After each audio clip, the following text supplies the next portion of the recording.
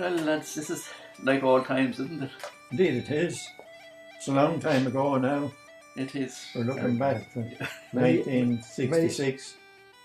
66 it was indeed, yeah, that's right. We went to the market house after that, Yes. upstairs. That was we were downstairs first, remember, in the little place at the back. At the back. And that was an awful little hovel. Oh, sure, that was only a cubby hole. That's all. You couldn't find an even place to put the table.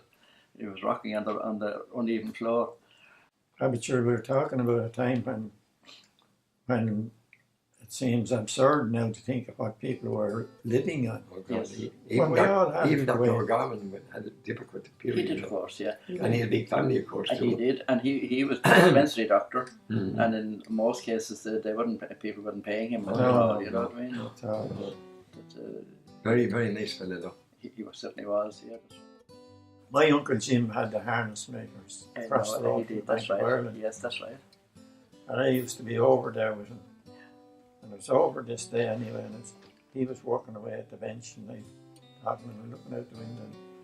I seen this man going up, he walking up and down the far side of the road outside the bank, real slow along. I said, Jim, what's that man doing there? He's after looking.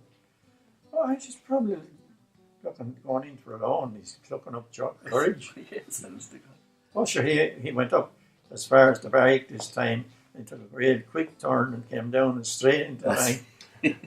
And Jim said, there you are, he's out now.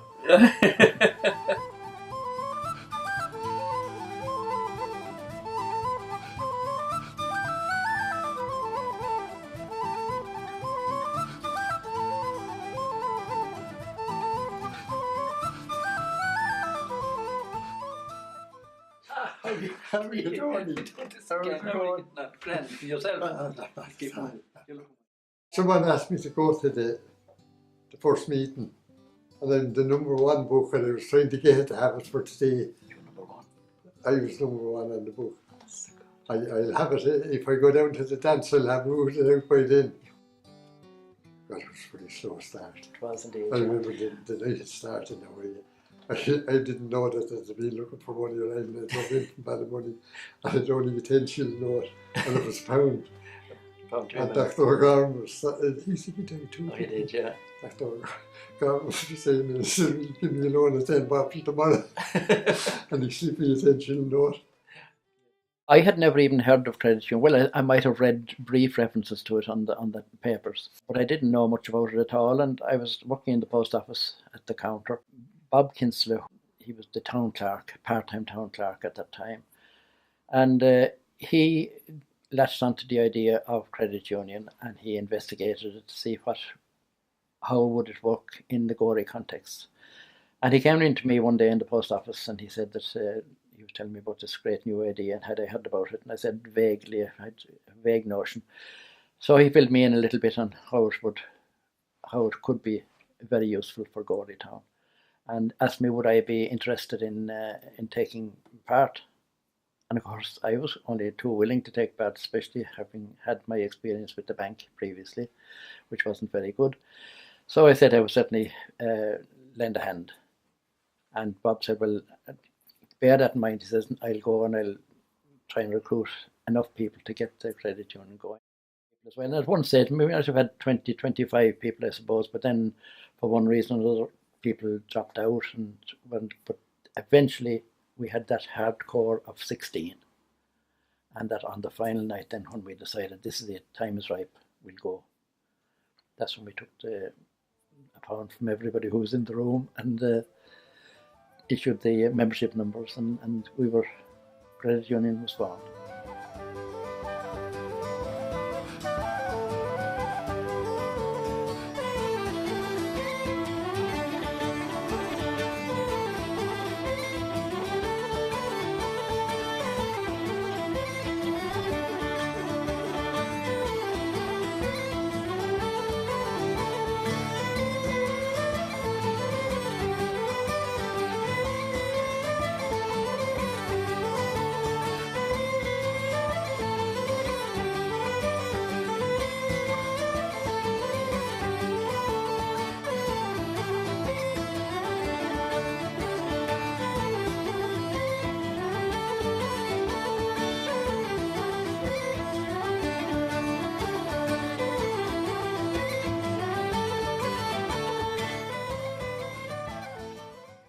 Well, I think the credit union is a vocation more than a job, to be honest, for a lot of people. It gets into your blood, and I think it's the ethos of the credit union, and you love to see what we try and do for our members compared to maybe the other financial institutions, and that always stuck with me.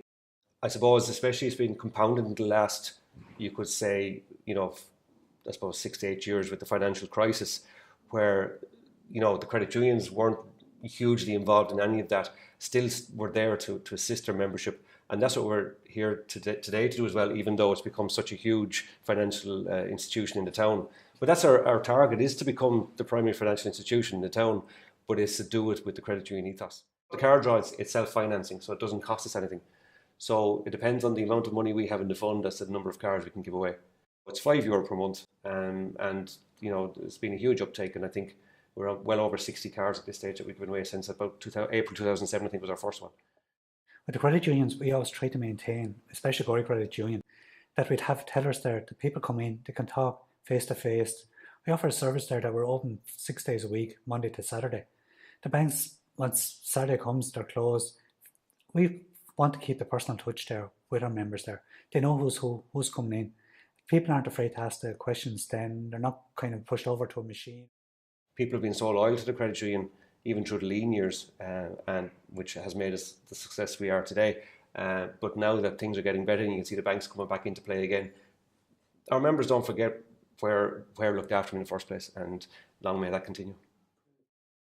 I'm the Administration and Finance Manager here in Gorey Credit Union, and I was the former CEO of Avonmore Credit Union, who merged with Gorey at the end of September 2015. The move from Avonmore transferring to Gorey has been in the pipeline for a number of years. There's a huge amount of work involved behind the scenes regarding the central bank. We would have fitness and probity, we'd have due diligence, various checks that have to be done. But we're delighted that the transfer has now completed, because it's given us 3 extra offices, almost 6,000 extra members, and it's increased our reach vastly across East Wicklow now. Because it's our 50th year, we're celebrating our anniversary throughout 2016 and into early 2017. We had asked Gorey St. Patrick's Day Parade Committee if they would consider having our surviving founder members as the Grand Marshals for the parade.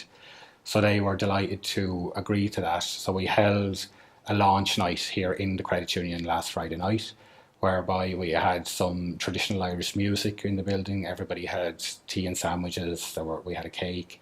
So local dignitaries were invited, everybody on the St. Patrick's Day Committee, all the staff of Gorey Credit Union and directors were invited.